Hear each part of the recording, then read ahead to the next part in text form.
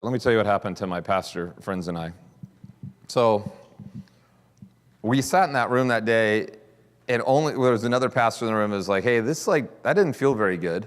He kind of voiced what we were all thinking. And we did something that was huge. We made a decision that we would just pray about what happened for 2 months. So I don't know about you guys, but like any time that something interesting happened to me as a pastor, it was like part of a sermon within days, if not hours, right? Like any random thing interesting that happens, it's in a sermon. I don't even care if it fits. I'm just gonna jam it in there, right? And so someone else in the room was already thinking this is gonna be a great sermon, and then actually stopped himself and said, hey, could we actually not do that? Could we actually just sit with this for 2 months? Could we actually make a commitment not to go and to share this whole thing that we just experienced? And everybody agreed to do that.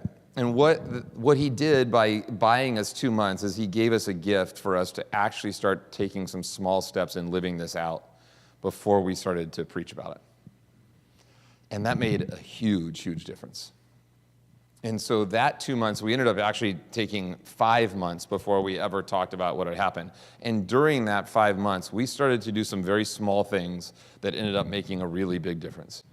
We met with our assistant city manager who had been trying to tell me that what I learned afterwards is that we had this lady, her name is Vicki Ryer, she was our assistant city manager. She was the one who had been poisoning the mayor and all these people with this thought that neighboring makes a big difference. And so almost everything the mayor had told us was stuff that Vicki had told the mayor and had tried to tell me in the past. She would always say, Dave, you want to do something with all those Christians that show up to all those churches? Next time it snows, why don't you get them to shovel their neighbor's driveway? But when she would tell me that, I would think to myself, nah. I wanted something really sexy that we were going to take on in the city. We're going to eradicate homelessness off the face of the city. I could see the headline. And so Vicki's telling me the neighboring stuff, and there was something that when the mayor said it, and there was all those other people in the room, I just thought to myself, Vicki's got this.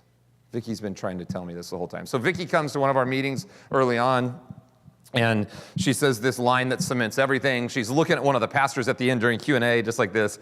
And again, she's not trying to be mean. She's just like, hey, you don't think from where we sit in the city that we can see a difference in the way Christians and non-Christians treat their actual neighbors, do you?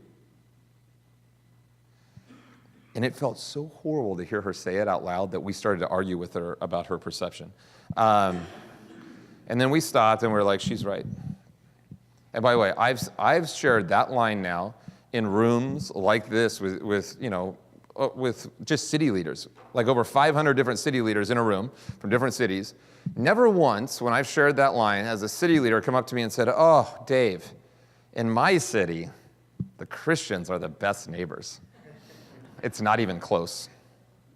Now, you got to think about it. Try to reconcile this for a second.